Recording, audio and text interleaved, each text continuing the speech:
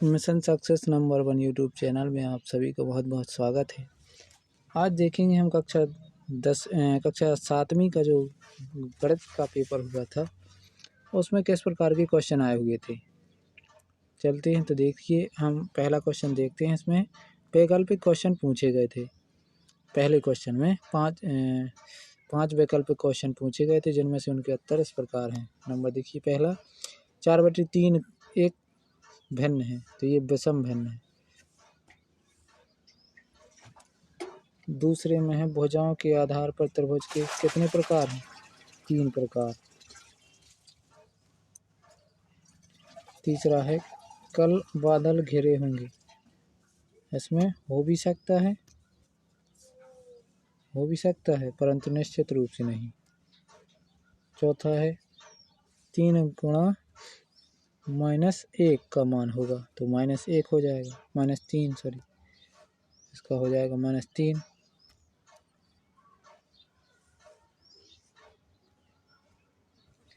पांचवा विकल्प है समकोण में एक कोण होता है, तो समकोण में एक कोण 90 डिग्री का होता है। यहाँ पर कोई एक 90 डिग्री का होगा समकोण में। ये चारों ऑप्शन इसमें गलत दिए हुए हैं। दूसरा में खाली स्थान पूछे गए हैं। परिसर का सूत्र होता है उच्चतम घात माइनस न्यूनतम घात। ये है उत्तर घात माइनस न्यूनतम घात। 1/8 को प्रतिशत में बदलिए, तो 1/8 को यदि हम प्रतिशत में बदलेंगे तो आएगा 12.05।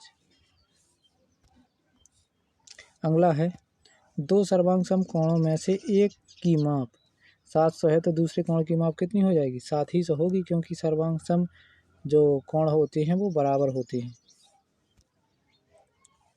3 भुजाओं से मिलकर बंद सरल आकृति को त्रिभुज कहते हैं। 40 का पूरा कोण 50 हो जाएगा। अब है तीसरे क्वेश्चन में जोड़ियां दी गई हैं। x - 1 = 0, तो इसका मान हो जाएगा 1, इसका मान हो जाएगा 1, 1 सही 1/2, तो ये मिश्र भिन्न है। -4 + 4, ये जैसे यदि इनको जोड़ेंगे तो 0 आएगा। 100 में 10 से भाग करेंगे तो आएगा 10।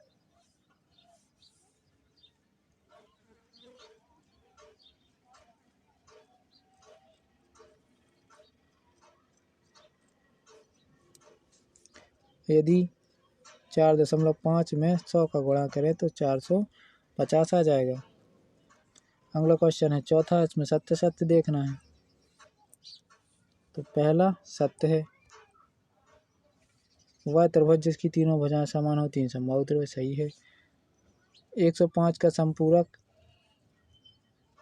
75 है, ये भी सही है, क्योंकि यदि 105 और 75 को जोड़ें तो कितना आएगा? 180, तो ये समपूरक हो जाएगा।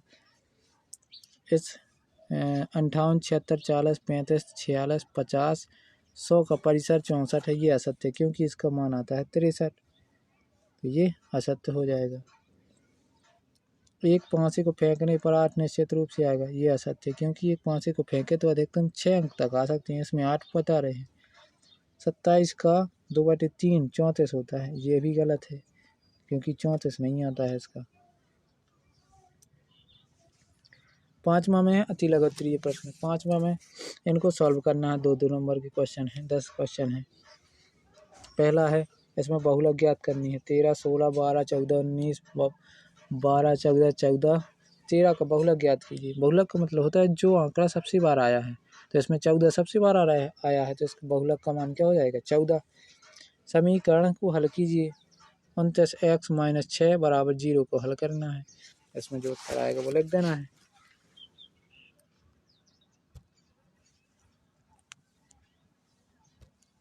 अगला क्वेश्चन है तीसरा, 2.48 भागे 4, इसमें 4 से भाग कर देना 2.48 में, जो कुछ उत्तर आए तो वो कर देना है। 153.7 में 10 का गुणा करना है। ज्ञात कीजिए 12 भागे 4 4/3, इसका भी मान हमें ज्ञात करना है। गुणनफल ज्ञात कीजिए, इनका गुणा करना है। 7 में निम्नलिखित आंकड़ों का माध्य ज्ञात कीजिए। इनको एक आरोही या अवरोही क्रम में व्यवस्थित करके वो बीच का आंकड़ा हमें देख लेना है, तो वो माध्यक मिल जाएगा। समीकरण को सामान्य कथन के रूप में लिखिए, जैसे p + 4 = 15 लिखा है, तो p में 4 जोड़ने पर 15 प्राप्त होता है। इस प्रकार का कथन लिखना है। 8वां में है समीकरण का सामान्य कथन, नहीं सॉरी ये वाला 9वां है। ये चित्र दिया है, इसमें x का मान पूछा है। तो हमने पढ़ा है कि त्रिभुज के दो अंतःकोणों का योग एक बाह्य कोण के बराबर होता है। तो यहाँ पर यदि 60 और 50 को जोड़ दें, 60 और 50 को जोड़ दें हम दोनों को, तो 110 मिलता है। तो 110 इसका उत्तर हो जाएगा। 110 यदि इन दोनों को हम जोड़ दें तो 110 मिल जाना चाहिए, तो 110 हो जाएगा। तो x का मान मिल गया हमें। दी हुई भिन्न को प्रतिशत में बदलिए। 3/40 को हमें प्रतिशत में बदलना है। प्रतिशत में बदलने के लिए 100% से हम गुणा कर देंगे, तो जो कुछ भी हमें मिल जाएगा वही उत्तर हो जाएगा।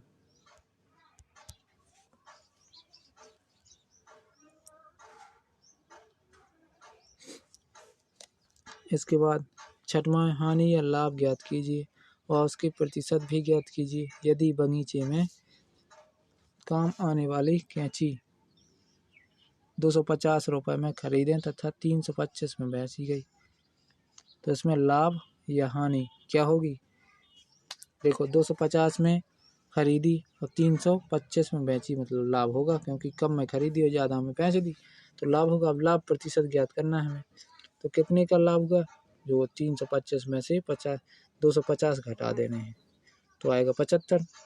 75 रुपये 75/250 गुणा 100 कर देना है, तो उसका लाभ प्रतिशत का मान मिल जाएगा। दूसरा है AC = DF, AB = ED, BC = EF। तो निम्न में आप कौन सा प्रतिबंध का प्रयोग करेंगे? तो कौन सा प्रतिबंध होगा? AC बराबर है DF, AB, देखो AC बराबर है DF, AD, AC बराबर है DF और AB बराबर है DE, ये बराबर है, और BC बराबर है EF।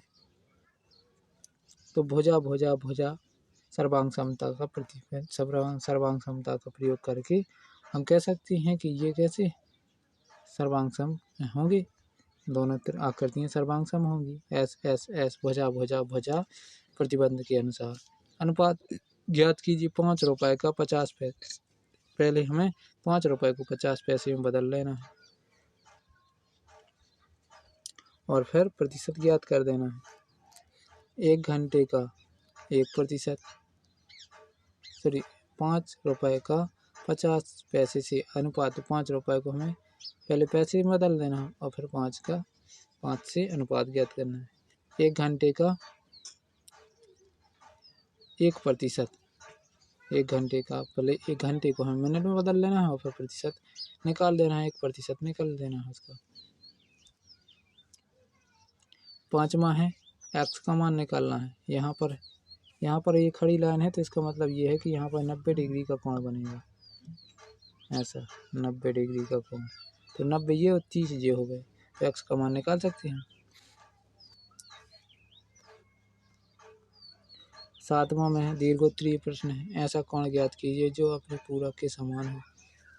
अज्ञात संख्या ज्ञात कीजिए। एक संख्या का 8 गुने में 4 जोड़िए और 4 जोड़िए, आपको 60 प्राप्त होगा। इसको भी ज्ञात करना है। इसमें से दोनों के समीकरण को हल कीजिए। 10p + 10 = 100, इसको हल करना है। प्रथम 5 पूर्ण संख्याओं का माध्य ज्ञात कीजिए, इसमें माध्य ज्ञात करना है। मान ज्ञात कीजिए। ये बड़ा कोष्ठक छोटा कोष्ठक -6 + 5 का बड़ा कोष्ठक लगा दिए, फिर भागे, फिर बड़ा कोष्ठक छोटा कोष्ठक -2 कोष्ठक बंद +1 फिर बड़ा कोष्ठक। इसको हमें हल करना है। एक हवाई जहाज समुद्र तल से 5000 मीटर की ऊंचाई पर उड़ रहा है। एक विशिष्ट बिंदु पर यह हवाई जहाज समुद्र से 120 मीटर नीचे तैरती हुई पनडुब्बी के ठीक ऊपर है पनडुब्बी और जहाज के बीच की दूरी वार्ता दूरी कितनी है। तो इन दोनों को जोड़ देना, 5000 और 1200 को जोड़ देना है तो वही बीच की दूरी हो जाएगी।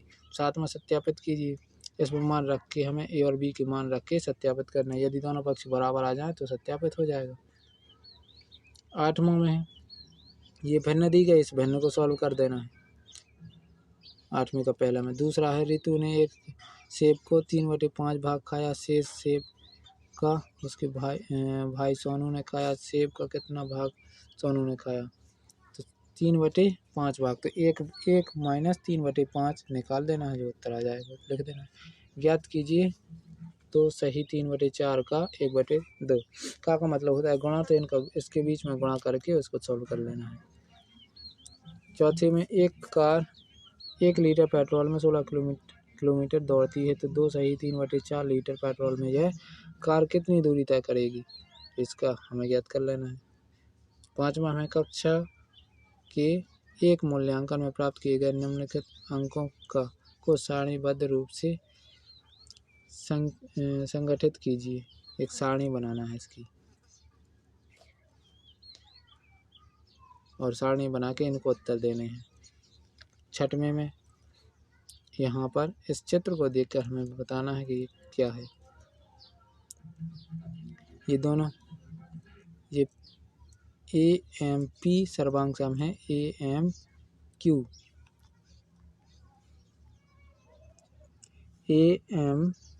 सर्वांग सम है, AMQ ये दोनों सर्वांग सम है। तो PM बराबर है MQ, ये भुजाएं हैं।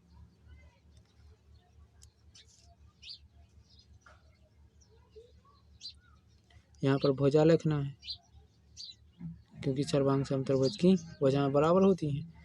कोण PMA, कोण MA, कोण QMA, ये कोण है। जो सर्वांग समत्रिभुज होता है उसमें कोण भी बराबर होते हैं। सर्वांग समत्रिभुज के संगत कोण बराबर होते हैं। त्रिभुज AMP सर्वांग सम होगा AMQ, क्यों होगा? क्योंकि हाँ, AM बराबर है AM, ये दोनों उभयनिष्ठ भुजाएं हैं, दोनों त्रिभुज के लिए उभयनिष्ठ भुजाएं हैं, तो ये भी बराबर होंगी। और अब ये इसको कह सकते हैं कि भुजा कोण भुजा सर्वांग समता से त्रिभुज AMP सर्वांग सम है त्रिभुज AMQ। और इससे हमें 7 में कुछ मान निकालना है। BC का पाइथागोरस प्रमेय लगाना है इसमें, क्योंकि कोण C समकोण है। यदि आपको वीडियो पसंद आया हो तो शेयर करें, ऐसे चैनल को शेयर करें, लाइक करें, सब्सक्राइब करें ज़रूर। धन्यवाद।